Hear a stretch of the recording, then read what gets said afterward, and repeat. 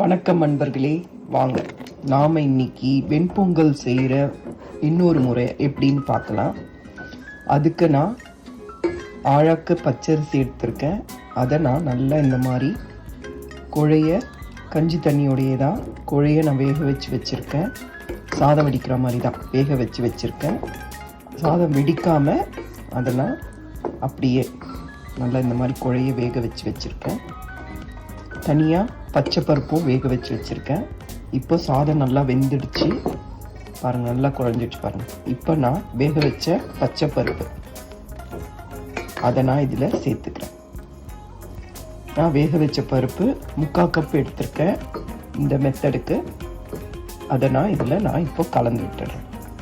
பாருங்கள், வேக வச்ச பருப்பு இதை நான் இதில் மிக்ஸ் பண்ணிவிட்டு நல்லா நான் கலந்து விட்டுக்கிறேன்.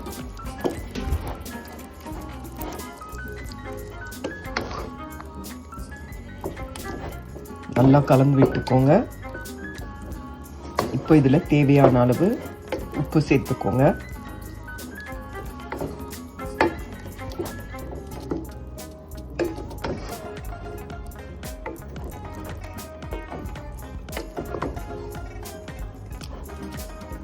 தேவைன்னா ஒரு 1/4 கப் அந்த பருப்பில் இருக்க தண்ணியை விடுங்க. அப்படி இல்லைன்னா தனியாக ஒரு 1/4 கப் தண்ணி விடுங்க. தேவையான அளவு உப்பை சேர்த்துக்கோங்க.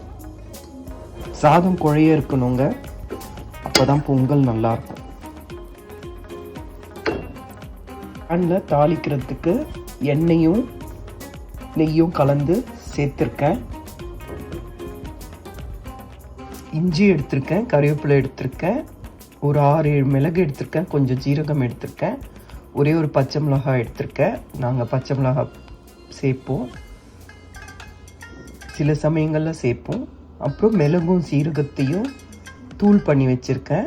இதை 1 ஸ்பூன் எடுத்துக்கிறேன். ஏன்னா குழந்தைங்க சாப்பிடும் போது இது அவங்களுக்கு உடம்புக்கு போகும். இந்த மாதிரி இருந்தால் எடுத்து போட்டுருவாங்க, அதனால் இதுவும் சேர்த்துருக்கேன்.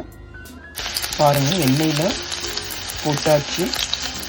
இது நல்லா மிளகும் சீரகமும் நல்லா பொரியட்டும்.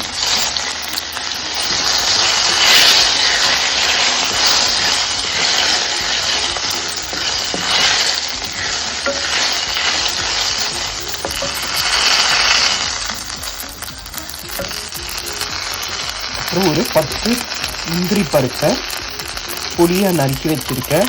அதை இதில் சேர்த்துடலாம்.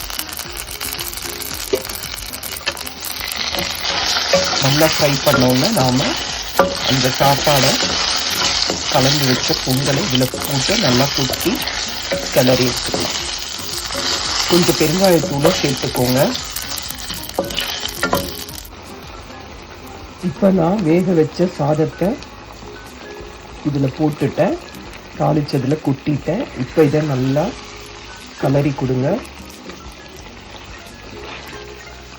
அருமையான பொங்கல் ரெடி. செஞ்சு பாருங்கள், இது ரொம்ப நல்லாயிருக்கும். இந்த மிளகு சீரகம் இதே மாதிரி நுணுக்கி போடுங்க, குழந்தைங்களும் சாப்பிடுவாங்க, எடுத்து வெளியில் வைக்க மாட்டாங்க. சீரகமும் கண்ணுக்கு தெரிஞ்சால் நல்லா இருக்குன்றனால தான் அது ரெண்டுமே போட்டிருக்கேன். இதையும் பொடி பண்ணி போட்டிருக்கேன். பாருங்கள் எவ்வளோ நல்லா இருக்கு பாருங்கள், தலைன்னு எவ்வளோ நல்லா இருக்கு பாருங்கள். இதை ஒரு 5 நிமிஷம் அடுப்பில் வச்சிங்கன்னா சூப்பராக நல்லா மணமான பொங்கல் ரெடி. இந்த தாளிப்பு வீடே அப்படியே கமகமன்னு வாசனையாக இருக்குது. இப்போ பாருங்கள், சுவையான பொங்கல் ரெடி ஆயிடுச்சு. இதை சூடாக சட்னி சாம்பார் வச்சு பரிமாறுங்க. இது சாப்பிட்றதுக்கு நல்லா இருக்கும். அதே சமயம் பொங்கல் செய்யும் போது கண்டிப்பாக இஞ்சி சேருங்க. அப்போ தான் நாம் பொங்கல் சாப்பிடும் போது நமக்கு ஒரு மாதிரி மந்தமாக இருக்கும். இஞ்சி சேர்த்திங்கன்னா நமக்கு சீக்கிரம் அது டைஜஸ்ட் ஆகிட்டு நல்லாயிருக்கும். ஒரு சிலருக்கு இஞ்சி பிடிக்காது, அதனால தான் இதை சொல்கிறேன். பாருங்கள் எவ்வளோ சூப்பராக ரெடியாக இருக்குது பாருங்கள். செஞ்சு பாருங்கள். செஞ்சு பார்த்துட்டு உங்களுக்கு இந்த வீடியோ பிடிச்சிருந்தா லைக் பண்ணுங்கள், ஷேர் பண்ணுங்கள், சப்ஸ்கிரைப் பண்ணுங்கள். சுவையான பொங்கல் ரெடி. எல்லா வீட்லேயும் செஞ்சு சாப்பிட்டுட்டு எப்படி இருக்குன்ட்டு கமெண்ட்டில் சொல்லுங்கள்.